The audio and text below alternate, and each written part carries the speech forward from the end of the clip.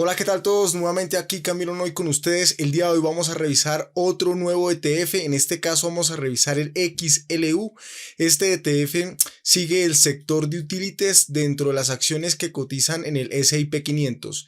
Tenemos un precio de cierre de 60,17 dólares, lo cual lo hace un ETF bastante interesante, bastante asequible y muy poderoso, teniendo en cuenta digamos, el poder del interés compuesto, que lo vamos a ver más adelante ahorita en la otra página, ¿ok?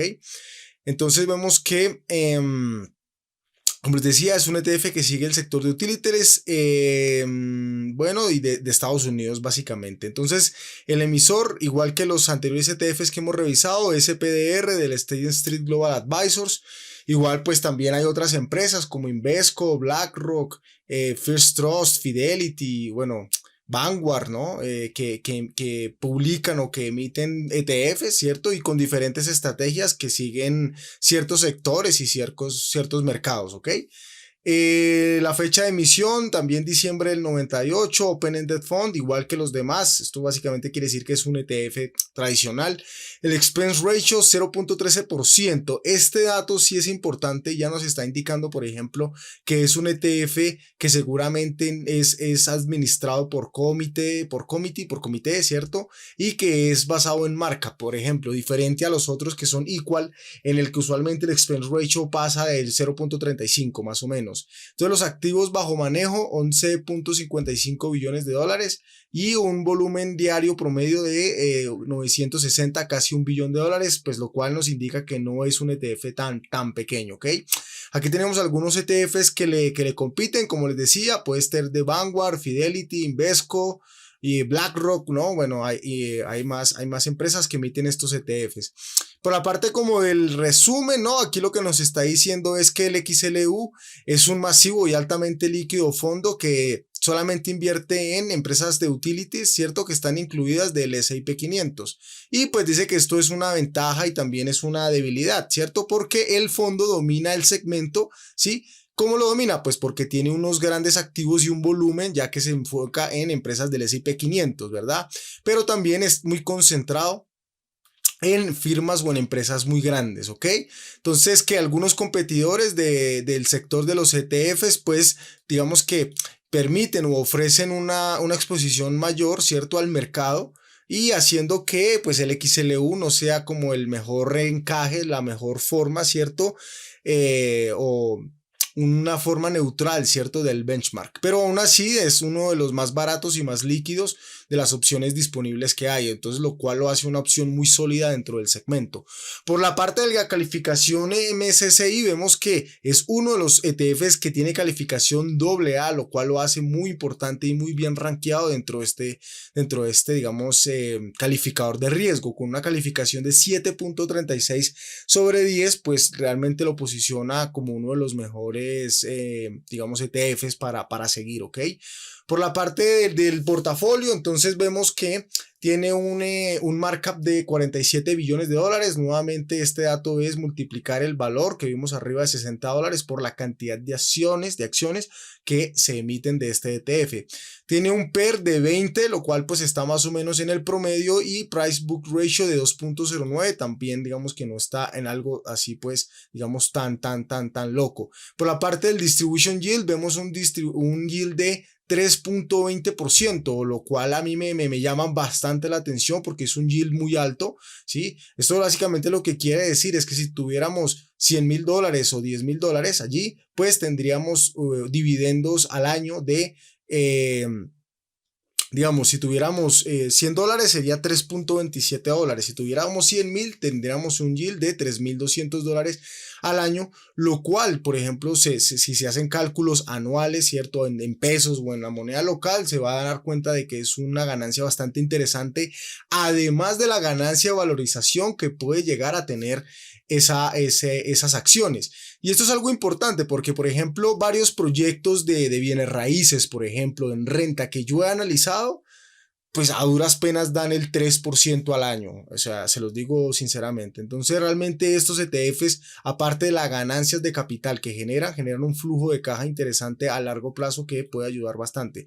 Ahora bien, este distribution yield, por ejemplo, otra forma de verlo es, por ejemplo, es del 3.20%, pero ahora, ¿no? Pero imagínense que suba al doble y que ahora el yield sea de 3.20%, pero ya la acción no vale 60, sino vale el doble. Eso significa que ustedes ahora realmente van a recibir el doble de dividend yield, ¿cierto? Porque las acciones valorizaron, todas las empresas que lo componen dan más dividendos, pero el precio que ustedes pagaron fue $60. Entonces ustedes ya no van a tener un dividend yield de 3.20, ¿cierto? Sino de 6.4 sobre esa inversión inicial, lo cual digamos que se destapan, se despliegan unos valores de interés compuesto muy interesantes. Por la parte del siguiente dividendo en septiembre, igual que los demás, ¿cierto? Y el número de acciones que mantienen es 28, lo cual pues obviamente si lo comparamos con las 500 empresas del S&P 500 y seguramente la cantidad de acciones que hay del utilities pues son pocas, ¿verdad? Entonces, como les comentaba, como les dije anteriormente, seguramente esto era por markup y así es, y la selección es por comité, ¿ok? Aquí tenemos una comparación con un ETF del Vanguard, donde el Vanguard tiene un expense ratio menor, ¿cierto? Estamos viendo que ha tenido un desempeño a la fecha inferior que el XLU y tiene unos activos bajo manejo pues menores, ¿verdad? Casi un tercio, pero también el número de holdings es el doble, ¿verdad? Entonces, esto, por ejemplo, como para que ustedes los entiendan, Vanguard sobre todo es una empresa, el fundador es John Bogle, ¿cierto? Que fue el que se inventó el tema de los ETFs y pues invierte no solamente en Estados Unidos y en el S&P 500, sino también permite, digamos que una diversificación a otros mercados del mundo y digamos que dentro de Estados Unidos también a todo el mercado completo, que son como 3.000 o 4.000 acciones, ¿sí? Bueno, por la parte de los factores del MSCI, lo que estamos viendo acá, por ejemplo, es que se compone de acciones, ¿cierto? Relativamente baratas, ¿sí? Ligeramente está overvalue allí, ¿ok? Por la parte de low size, vemos que también está un poco inclinado, que son empresas pequeñas, ¿cierto? En las que no están teniendo un momentum, ¿ok? Actual. Y la calidad o la salud de sus balances financieros no están pasando por su mejor momento. Ya vamos a revisar qué acciones la componen. Por la parte del dividend yield estamos viendo que pues está bastante importante y como les decía pues sí, del 3.20% la verdad que es un yield bastante alto y vemos que pues no se compone de acciones muy volátiles, ¿vale? Si nosotros queremos ver el rendimiento o la gráfica que ha tenido un comportamiento de manera histórica, ¿cierto? Pues vemos acá cuando cotizaba antes del motivo, ¿cierto? $70 por acción y alcanzó a caer a $45 más o menos, ¿cierto? Pues es una caída casi del 30%. Sí, y vemos cómo se está recuperando con alguna volatilidad, ¿cierto? Aquí lateralidad básicamente, pero aún no toma la fuerza, por ejemplo, de otros ETFs como las tecnológicas. Les voy a dejar una tarjeta para que vayan y vean el video de las tecnológicas que han dado rendimientos absurdamente grandes, ¿ok? Y bueno, entonces podemos ver acá, por ejemplo, al máximo, casi a más de 10 años.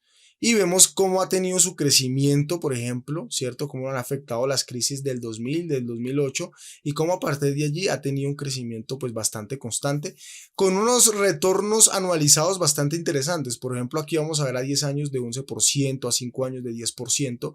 Y nuevamente, como les digo, esto es una forma de invertir nuestro dinero, ¿cierto? Por encima de lo que ofrecen las pensiones, por encima de lo que ofrecen los bancos, los fondos los fondos cotizados acá, por ejemplo, de Colombia, ¿cierto? Los CDTs, fiducuentas, etcétera. Esta es una forma inteligente, segura, ¿cierto? De hacerlo, ¿ok? Por la parte de los sectores, vemos que el 81%, la gran mayoría, es por la parte de utilities eléctricos, ¿vale? Y si queremos ver el top 10 holdings, vamos a analizar o vamos a revisar algunas de las empresas, ¿cierto? Por ejemplo, Nextra Energy, Dominion, Duke Energy, que es una de las más empresas más grandes en el tema de energía de Estados Unidos. Tenemos Southern, ¿cierto? American Electric. Bueno, la verdad es que yo no soy muy experto en este sector, pero quería comentárselos por el tema del yield y pues del crecimiento que se puede obtener allí. Entonces, si tú eres, por ejemplo, una persona experta en el tema de energía, ¿cierto? Pues vas a entender estos nombres mucho más fáciles y también entender qué hacen y cómo se puede invertir en algunas de esas empresas de forma particular. Yo personalmente he escuchado mucho de Duke Energy, ¿ok? Y de Southern Company también la he escuchado, ¿ok? A ver, por aquí también lo mismo les comento, ¿cierto? El riesgo de cerrar este ETF, la verdad, es muy bajo. Y aquí es donde les quiero recalcar la importancia de invertir en ETFs. ¿Por qué? Y es porque los ETFs se componen de acciones que en este caso son seleccionadas por un comité, pero si alguna empresa de las que está allí, componen este ETF, empiezan a dar malos resultados, sencillamente el comité lo que hace es que la saca y pone una nueva. Entonces esto nos garantiza una exposición al mercado con acciones bastante seguras y que vamos a tener allí algo importante. El tema es invertir nuestro dinero y no dejarlo pues obviamente en un banco o dando pocos rendimientos. Si nosotros queremos mirar el rendimiento que hubiera dado usando la estrategia que yo les recomiendo, que es buy and hold, básicamente es comprar sistemáticamente todos los meses un monto determinado en ciertos ETFs o en algunas acciones todos los meses de manera disciplinada, pues a largo plazo vamos a ver que vamos a tener unos rendimientos increíbles. En este caso, ¿cierto? Empezando desde el 2000 a la fecha, ¿cierto? Con $1000 y luego haciendo aportes periódicos de $500, a la fecha de hoy tendríamos $343,000 en este fondo, ¿cierto? Lo cual representa un rendimiento anual del 8.97%. Y eso que todavía no ha llegado a los máximos históricos que ha llegado y aún le falta demasiado por recorrer. Pero entonces quiero que vean que este 8.97% es muy superior a lo que entrega la mayoría de opciones de inversión que nosotros tenemos disponibles en nuestros países en Latinoamérica, ¿ok? Eso por ese lado. Entonces, nada, eso por el video de hoy. Déjenme un like, un comentario de qué más temas les gustaría que yo les comente. Y bueno, nos vemos en el siguiente video. Chao, chao.